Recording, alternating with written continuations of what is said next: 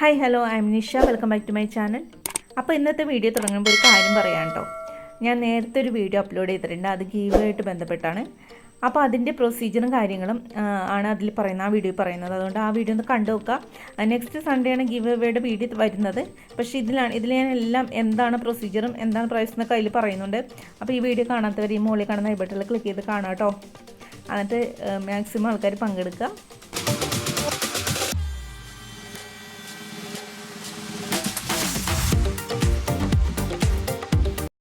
അപ്പോൾ നമുക്ക് ഇന്നത്തെ വീഡിയോയിലെ ടോപ്പിക്കിലേക്ക് കടക്കാം.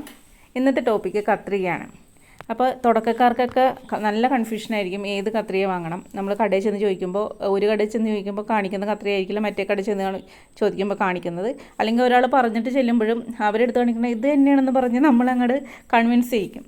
അപ്പോൾ അത് പലർക്കും പറ്റാറുണ്ട്. കാരണം എൻ്റെ കടയിൽ ഞാൻ തയ്യൽ പഠിപ്പിച്ചുകൊണ്ടിരുന്നപ്പോൾ കടയിൽ ഞാൻ ലിസ്റ്റ് കൊടുക്കും, മേടിച്ചുകൊണ്ട് വരുമ്പോൾ ഇങ്ങനെ കത്രിക മാത്രം മിക്കവാറും പറ്റിയ കത്രിക ആയിരിക്കില്ല, ബാക്കിയെല്ലാം നമുക്ക് കിട്ടും അതേപോലെ തന്നെ. അപ്പോൾ അത് അറിയാൻ പാടില്ലാണ്ടാണ് എങ്ങനത്തെ കത്രിക വേണമെന്ന്.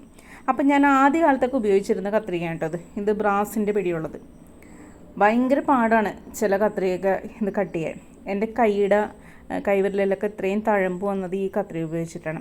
ഇത് ഭയങ്കര വരുന്നുണ്ട്, തഴമ്പ് ഭയങ്കര ഡാർക്കായിരുന്നു ഒരു കാലത്ത്. അത് കാരണം ഈ കത്രിക തന്നെയാണ് കണ്ടിന്യൂസ് ഉപയോഗിച്ചിരുന്നത്. ഈ കത്രിക കിട്ടാനുണ്ടായുള്ളൂ ആ കാലത്ത്. ഈ കത്രികയുടെ പല വലിപ്പത്തിലുള്ള കത്രികകളാണ് കിട്ടിയിരുന്നത്. പിന്നെ അത് കഴിഞ്ഞപ്പോൾ നമ്മൾ ഉപയോഗിച്ചിരുന്ന കത്രികയാണ് ഇതേപോലൊരു ഫുള്ള് ബ്ലാക്ക് ആയിട്ടുള്ള കത്രിക. അപ്പോൾ ഈ കത്രിക എന്ന് വെച്ചാൽ മൊത്തത്തിലൊരു കനം കുറവുള്ള കത്രികയാണ്, കാശും കുറവാണ്. പക്ഷേ കട്ടിയുള്ള തുണിയൊക്കെ നമുക്കിങ്ങനെ കട്ട് ചെയ്ത് പോകാം. പക്ഷേ ചെറിയ തുണിയൊക്കെ എനിക്ക് അത്ര കംഫർട്ടബിൾ അല്ലായിരുന്നു. ഞാൻ ഇതുമായിട്ട് അത്ര ഇഷ്ടത്തിലല്ലായിരുന്നു. എന്നാലും കത്രിക ഉണ്ടായിരുന്നു. പിന്നെ അന്ന് ഈ കത്രിക കിട്ടാനുണ്ടായുള്ളൂ. ഒരു കാലത്ത് എവിടെ ചോദിച്ചാലും ഇങ്ങനത്തെ കത്രിക കിട്ടാനുള്ളൂ, അല്ലെങ്കിൽ ബ്രാസ്. അപ്പോൾ ബ്രാസ് നമ്മൾ ഉപേക്ഷിച്ചതായിരുന്നു, അതുകൊണ്ട് തന്നെ അത് മേടിക്കാറില്ല. പിന്നെ ഇതേപോലത്തെ കത്രികൾ, ഇതൊക്കെ തയ്ക്കാൻ വരുന്നവരൊക്കെ മേടിച്ചോണ്ട് ഇങ്ങനത്തെ കത്രിക ഉണ്ടോ. ഇതൊക്കെ പേപ്പർ കട്ട് ചെയ്യാനൊക്കെ നല്ലതാണ്. കാരണം നമ്മൾ പേപ്പറിൽ പാറ്റേൺ കട്ട് ചെയ്യുമ്പോൾ നമ്മുടെ ഈ മെയിൻ കത്രിക ഉപയോഗിക്കുന്നതിന് പകരം ഇങ്ങനത്തെ കത്രിക ഉപയോഗിച്ചാൽ മതിയാവും. പിന്നെ ഇതേപോലത്തെ സ്റ്റീല്, ബ്രാസിൻ്റെ കളർ ഉണ്ടെങ്കിലും അത് ബ്രാസൊന്നുമല്ല, അതിൻ്റെ കളർ മാത്രമാണ്. പക്ഷേ ഇത് ചെറിയ തുണികളൊക്കെ ബ്ലൗസിൻ്റെ ലൈനിങ് ഇല്ലാത്ത കനം കുറഞ്ഞ തുണികളൊക്കെ കട്ട് ചെയ്യാൻ നല്ലതാണ് കേട്ടോ. പക്കയാണിത്. എന്ന് വെച്ചാൽ വളരെ കനം കുറവാണ്, നല്ല മൂർച്ചയുള്ള ടൈപ്പാണ്. ഇതിൻ്റെ പല വലിപ്പത്തിൽ നമുക്ക് കിട്ടും. നമ്പറൊന്നുമില്ല കേട്ടോ, നമ്പറൊന്നും ഞാൻ കണ്ടിട്ടില്ല.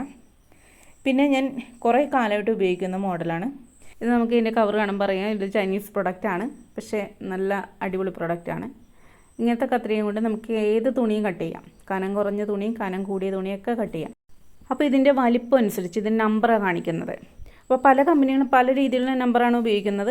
അപ്പോൾ എൻ്റെ ഉള്ളത് ഒരു കമ്പനിയുടെ 2 പ്രൊഡക്റ്റാണുള്ളത്, 2 കത്രികയാണുള്ളത്. അത് ഒരെണ്ണം 10 ഇഞ്ചിൻ്റെയും 12 ഇഞ്ചിൻ്റെയാണ് ഉള്ളത്. അപ്പോൾ 10 ഇഞ്ചിൻ്റെയാണ് ഞാൻ സാധാരണ ഉപയോഗിക്കുന്നത്.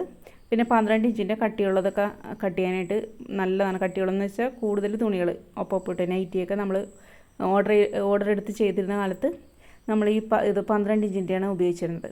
പിന്നെ ചില കമ്പനിയുടെ 250, 255 നമ്പറൊക്കെ ഇങ്ങനെ വരും. വലിപ്പം അനുസരിച്ച് ഓരോ 5 പോയിൻ്റ് ഇങ്ങനെ മാറ്റി വരും. അപ്പോൾ ഈ വലിയ കത്രിക എന്ന് പറഞ്ഞാൽ നമുക്ക് കുറച്ച് കൂടുതൽ ഒരു 10-20 തുണിയൊക്കെ ഇങ്ങനെ അടുക്കിയിട്ടിട്ട് നന്നായിട്ട് എളുപ്പത്തിന് അധികം നമുക്ക് കൈ അങ്ങനെ ബലം പിടിക്കേണ്ട കാര്യമില്ല. നമുക്ക് നന്നായിട്ട് തന്നെ കട്ട് ചെയ്തെടുക്കാൻ പറ്റും. അപ്പോൾ സാധാരണ നമ്മൾ കട്ട് ചെയ്യാനായിട്ട് 10 നമ്പറാണ് ഏറ്റവും നല്ലത്. അപ്പോൾ നിങ്ങൾ വാങ്ങുകയാണെങ്കിൽ 10 നമ്പർ നോക്കി വാങ്ങുക. അപ്പോൾ അതാണ് കുറച്ചും കൂടി നമുക്ക് എപ്പോഴും എല്ലാത്തരം തുണികൾക്കും പറ്റിയത് ഈ 10ാമത്തെ നമ്പറാണ്. നിങ്ങൾ ഈ കത്രിയുടെ പേര് നോക്കുകയാണെങ്കിൽ ഈ കത്രിയുടെ ആ ഒരു ബോക്സിൽ എഴുതിയിരിക്കുന്ന ജിൻജിഹാൻ, അങ്ങനെ ഒരു ചൈനീസ് നെയിമൊക്കെ എഴുതിയിരിക്കുന്നത്.